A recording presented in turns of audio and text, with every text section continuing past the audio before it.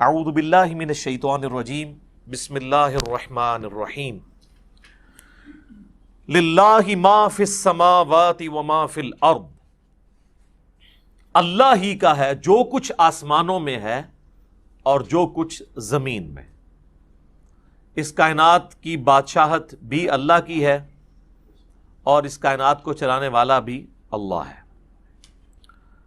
اب چونکہ سورۃ البقرہ کنکلوڈ ہو رہی ہے، اور جب بھی صورتیں کنکلوڈ ہوتی ہیں، اپنی اینڈنگ کی طرف جاتی ہیں، تو اکثر اوقات انہی الفاظ کے ساتھ اللہ تعالیٰ اپنی تعریف کو بیان فرماتا ہے۔ وَإِن تُبْدُوا مَا فِي أَنفُسِكُمْ، اور اگر تم ظاہر کرو جو کچھ تمہارے جی کے اندر ہے، أَوْ تُخْفُوهُ، یا اسے چھپا لو، يُحَاسِبْكُمْ بِهِ اللَّهُ، اللہ تعالیٰ اس کے اوپر بھی حساب لے گا۔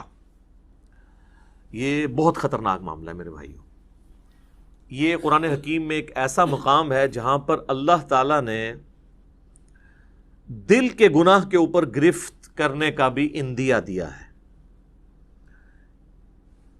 یہ چند آیات میں سے ہے جو قرآن حکیم میں جن کی تفسیر بڑی مشکل ہے اور اس کے بارے میں کافی اختلاف پایا جاتا ہے۔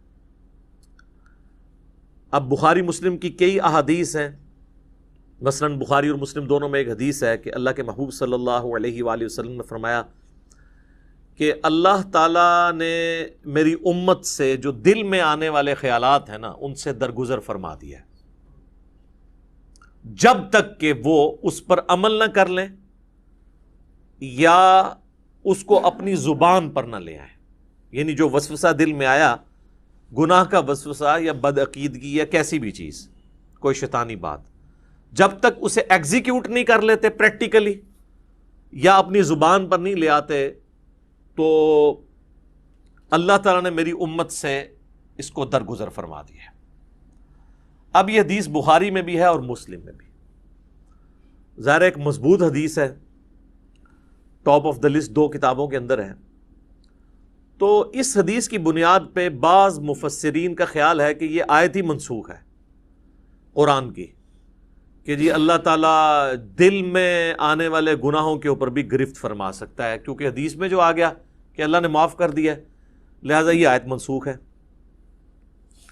حالانکہ ہمیں کوئی حدیث اس بات پہ مجبور نہیں کرتی کہ ہم قرآن کی کسی آیت کو منسوخ مانیں، اور اس میں بڑے بڑے مفسرین نے ٹھوکر کھائی ہے، پرانے بزرگوں میں سے بھی اور آج کل کے بھی۔ میں نے اس کے اوپر کافی غور و تفکر کیا تو میں اس نتیجے پہ پہنچا کہ یہ قرآن حکیم کے ساتھ علمی خیانت کے مترادف ہے اگر کوئی شخص اس آیت کو ان احادیث کی بنیاد کے اوپر منسوخ مانتا ہے، کیونکہ کئی اور احادیث ہیں جن میں ہمارے پاس وہ رزلٹ بھی نکلتا ہے جو اس آیت کے اندر بیان ہوا ہے۔ تو میں کوشش کروں گا کہ میں اس کو بریف کروں اس حوالے سے کہ یہ جو دل کا اللہ تعالیٰ نے معاملہ گرفت کے اعتبار سے بیان کیا ہے، اس کے کیا معنی ہو سکتے ہیں۔ تو غور و تفکر کرنے کے بعد میں اس رزلٹ پہ پہنچا ہوں کہ یہ جو اللہ تعالیٰ نے فرمایا نا، وَإِن تُبْدُوا مَا فِي أَنفُسِكُمْ أَوْ تُخْفُوهُ يُحَاسِبْكُمْ بِهِ اللَّهُ، چاہے تم اپنے جی کے خیال کو ظاہر کر دو یا جی میں چھپا کر رکھو، اس پہ بھی اللہ محاسبہ کر دے گا، پکڑ فرما لے گا۔ اس کے دو معنی ہو سکتے ہیں۔ ایک تو یہ ہے کہ دل کی نیت کے اوپر اللہ تعالیٰ گرفت کرے، کہ کسی نے نیکی کا کام بظاہر تو بڑا اچھا کیا، دل میں ریاکاری کی نیت تھی، تو اللہ تعالیٰ اس دل کے خیال کے اوپر گرفت کرتے ہوئے اس کی نیکی کو زیرو سے ملٹیپلائی کر دے گا۔ تو یہ تو مسلمانوں کا اجماعی عقیدہ ہے کہ ایسا ہی ہوگا۔ اور دوسرا معنی یہ ہے کہ دل میں آنے والا ایسا وسوسہ جو جان بوجھ کر لایا جائے، یا کسی گناہ کا خیال اپنے دل میں جان بوجھ کر لایا جائے اور اس خیال کو لانے کے بعد اس کی پیروی کرتے ہوئے اس کی لذت دل میں محسوس کی جائے جان بوجھ کر، تو اس کے اوپر بھی گرفت ہوگی۔ یہ دونوں معنی اپنی جگہ درست ہیں۔ پہلے والا تو ہمیں پتہ ہی ہے، ریاکاری والا، بخاری اور مسلم دونوں میں حدیث ہے، بخاری کی پہلی حدیث ہی یہی ہے، انما الاعمال بالنیات، اعمال کا دار و مدار نیتوں کے اوپر ہے۔ اور یہ نیک عمال کے بارے میں ہے، برے عمال کے بارے میں نہیں۔ برا عمل چاہے اچھی نیت سے بھی کیا جائے وہ گناہ ہی ہے، یہ نیک عمال کے بارے میں، کیونکہ اس سے آگے الفاظ ہیں اسی حدیث میں کہ اعمال کا دار و مدار نیت پہ ہے۔ اگر کسی شخص نے اللہ اور اس کے رسول کے لیے ہجرت کی تو اس کی نیت اللہ اور اس کے رسول کے لیے لکھی جائے گی، اور اگر کسی شخص نے کسی عورت کی نکاح کی خواہش میں ہجرت کی تو اس کی ہجرت اس کے لیے لکھی جائے گی۔ اگرچہ نکاح کی خواہش کوئی بری چیز نہیں ہے، لیکن اللہ تعالیٰ کہتا ہے کہ میرے اعتبار سے جو نیکی کرنی ہو پیورلی میرے لیے ہو۔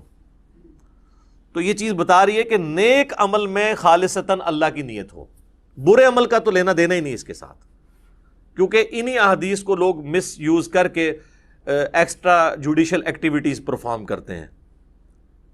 ہمارے مولویوں کے ورغلائے ہوئے لوگ بھی اور ہمارے بعض ریاستی اداروں کے ورغلائے ہوئے لوگ بھی، اور کہتے ہیں جی نیت تو ہماری اچھی تھی، اگرچہ کام برا کر دیا، بندہ مار دیا، خیر اللہ تعالیٰ معاف کرے گا۔ نہیں، تو میری اس کے اوپر پہلے سے ویڈیوز آ چکی ہوئی ہیں، آپ یوٹیوب پہ جا کے لکھیں ایکسٹرا جوڈیشل کلنگ ان اسلام، جو یہ آپ کو پتہ ہے سائی وال انسیڈنٹ ہوا تھا، اس پہ میں نے یہ ساری پھر چیزوں کو بریف بھی کیا تھا قرآن اور احادیث کی روشنی میں۔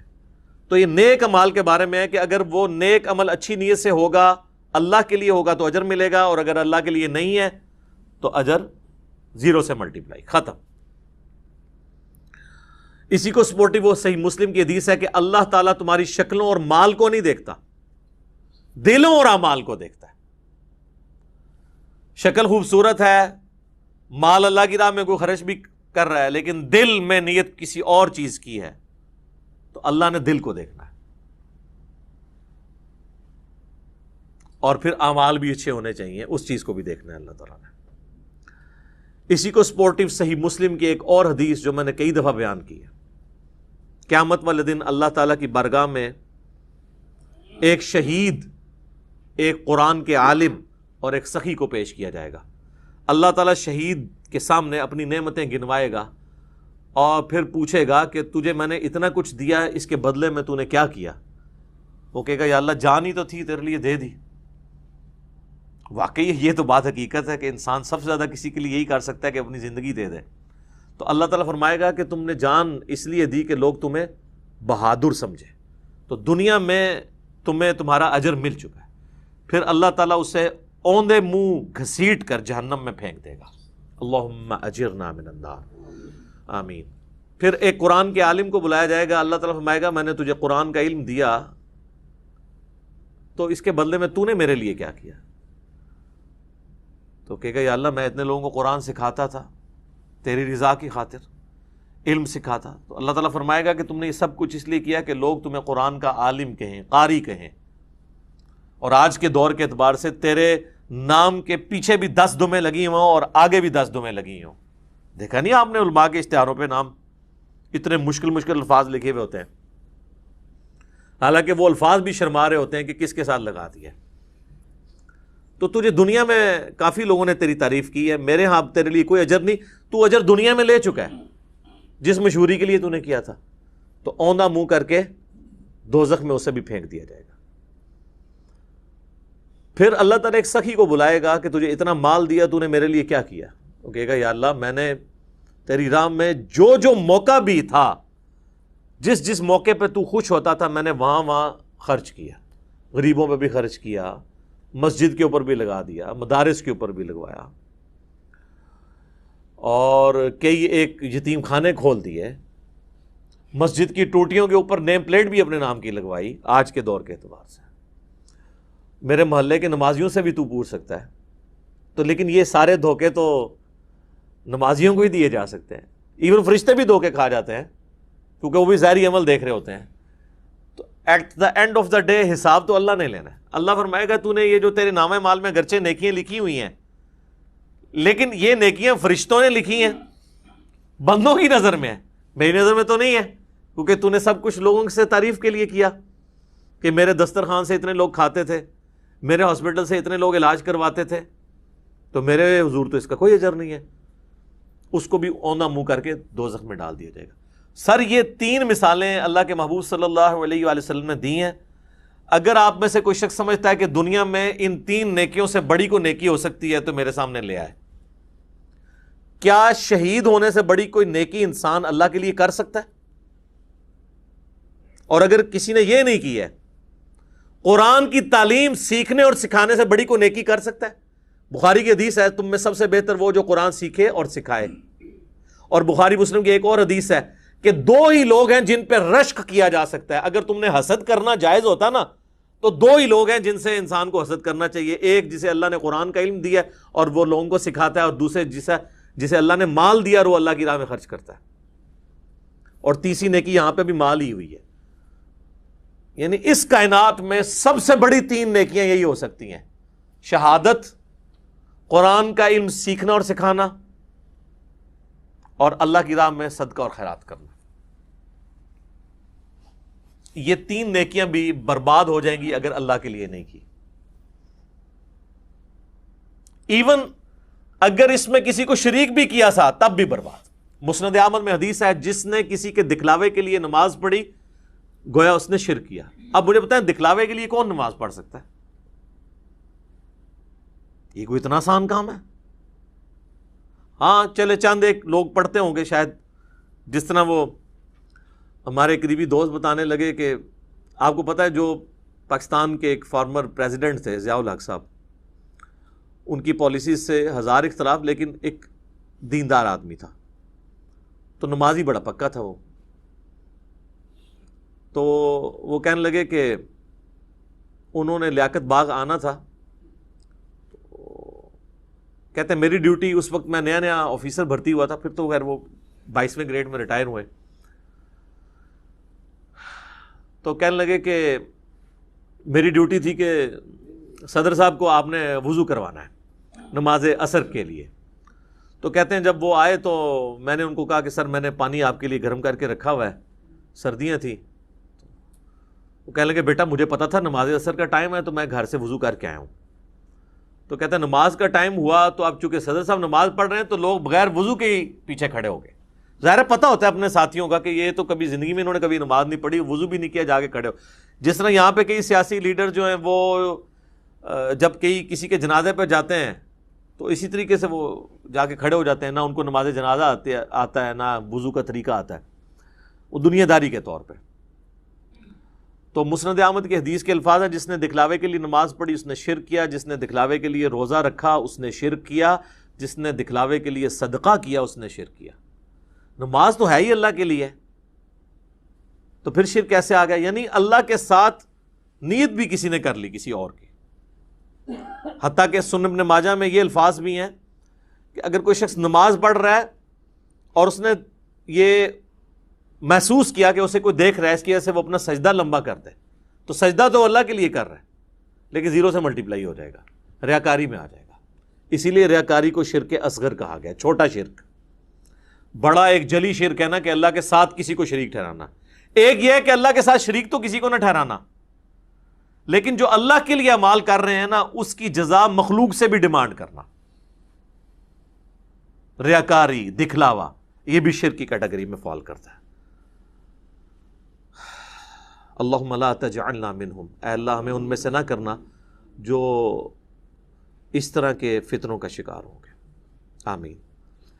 اچھا جی، اب آ جائے دوسرے معنی کی طرف، وہ ہے دل میں محکم خیال لانا گناہ کا، برائی کا. تو اس کو سپورٹو وہ حدیث ہے، بخاری اور مسلم دونوں میں حدیث ہے کہ نبی صلی اللہ علیہ وآلہ وسلم نے فرمایا کہ آنکھ کا زنا دیکھنا ہے، کان کا زنا سننا ہے، ہاتھ کا زنا پکڑنا ہے، پاؤں کا زنا چل کر جانا ہے، اور نفس یعنی دل تمنا کرتا ہے اور شرمگاہ اس کی تصدیق کرتی ہے. تو وہاں پہ نبی علیہ السلام نے ایک ایک جو عضو ہے نا اس کی برائی کا ذکر کیا اور نفس کا بھی ذکر کیا. اگر کسی نے برائی کا خیال جان بوجھ کر اپنے جی میں لا کر اس سے لذت حاصل کی تو فرشتوں کو تو نہیں پتا اس کا، لیکن اللہ کے حضور اس کی گرفت ہوگی، وَلِعَوْذُ بِاللَّهِ تَعَالَى. اللہ کو کوئی نہیں پوچھ سکتا جی. سورۃ الانبیاء میں آیا نا لا یسأل عما یفعل وہم یسألون. اللہ کو کوئی نہیں پوچھ سکتا کہ اس نے کوئی کام کیوں کیا.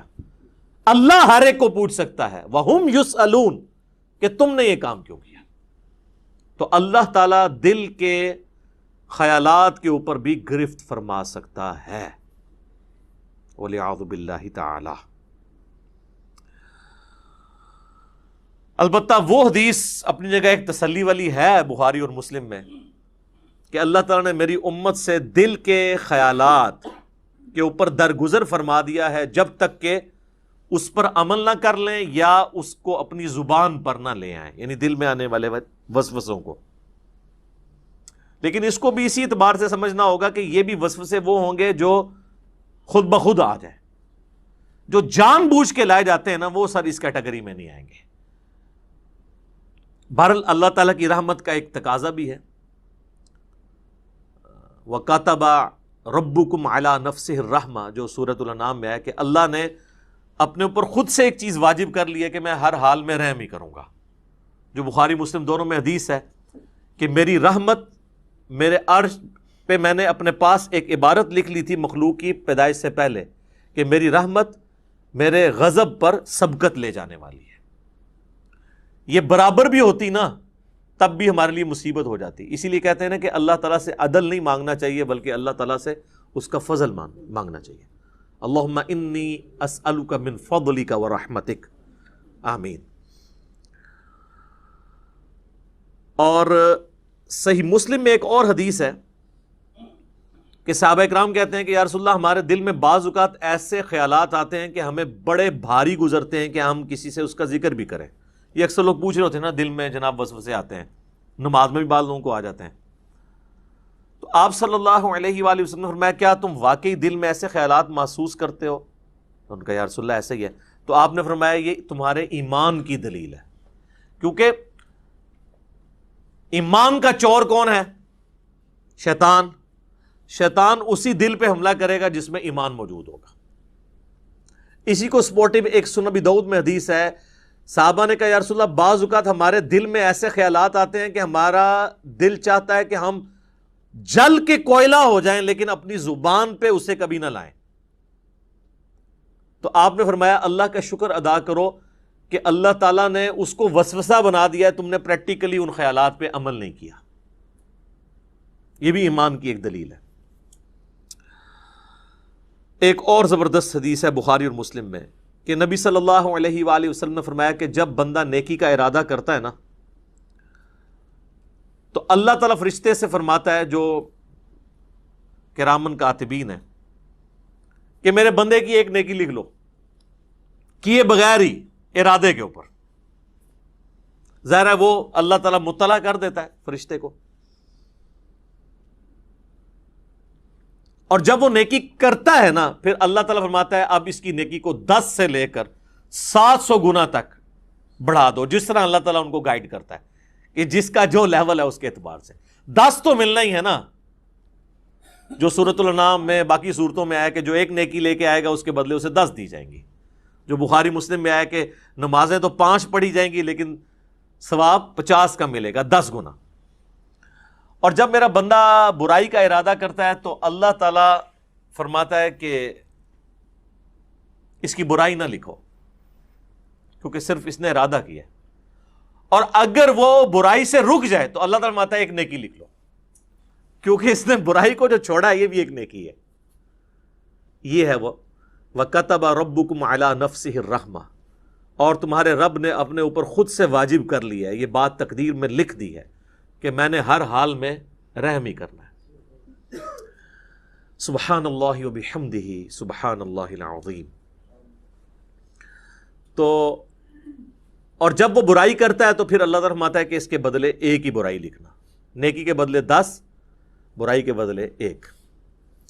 بخاری و مسلم میں ایک اور حدیث ہے کہ شیطان انسان کے جسم میں خون کی طرح گردش کرتا ہے.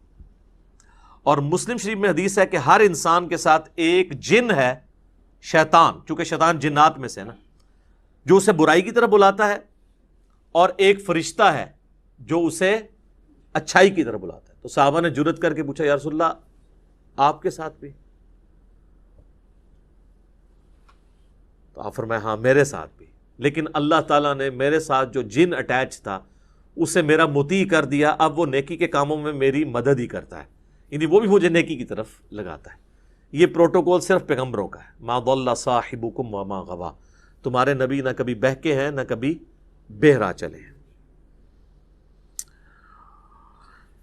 صحیح مسلم میں ایک اور حدیث ہے کہ ایک صحابی نے حضور کو شکایت کی کہ یا رسول اللہ میں نماز پڑھتا ہوں تو مجھے برے برے خیالات آتے ہیں، وسوسے آتے ہیں۔ تو آپ نے فرمایا یہ خاص شیطان ہے جو آ کے وسوسے دلاتا ہے، جب تم نماز کی حالت میں اس طرح کے وسوسے محسوس کرو، اور نماز کے سوا بھی، اگر نماز میں ہے تو نماز کے سوا بھی، تو 3 دفعہ پڑھو اعوذ باللہ من الشیطان الرجیم، یعنی میں اللہ کی پناہ مانگتا ہوں راندہ درگاہ کیے ہوئے شیطان سے، اور اپنے بائیں طرف 3 دفعہ تھوک دو۔ اب یہ فزیکلی تھوکنا نہیں ہوگا، بس صرف زبان سے ہلکا سا ایسے، بس۔ یہی بخاری مسلم میں ہے کہ اگر کوئی شخص برا خواب دیکھ لے تو وہ اٹھتے ہی اعوذ باللہ من الشیطان الرجیم پڑھ کے 3 دفعہ بائیں طرف تھوک دے، تو اللہ تعالیٰ اس خواب کے شر سے اسے بچا لے گا، چونکہ وہ برے خواب شیطان کی طرف سے ہوتے ہیں۔ تو نماز کے دوران بھی اگر کسی کو خیال آئے تو وہ یہ کر سکتا ہے۔ باقی یہ خیالات آنے کی کئی ٹیکنیکل ریزن بھی ہیں۔ پورا دن آپ دنیا کے کاموں کا حساب کتاب کریں گے تو نماز کے اندر کوئی سوئچ تو نہیں ہے جو آپ آف کر کے نماز میں داخل ہو جائیں گے، ظاہر ہے۔ اس کے لیے پھر اسی لیے تو کہا گیا کہ بھئی اذان کی آواز سنو، مسجد کی طرف چلو، وضو کرو گے، اس کے بعد سنتیں ادا کرو گے، پھر کہیں دماغ آہستہ آہستہ آہستہ سٹیبل ہوتے ہوتے تو کہیں فرض نماز کے لیے جا کے پھر سٹیبل ہوگا۔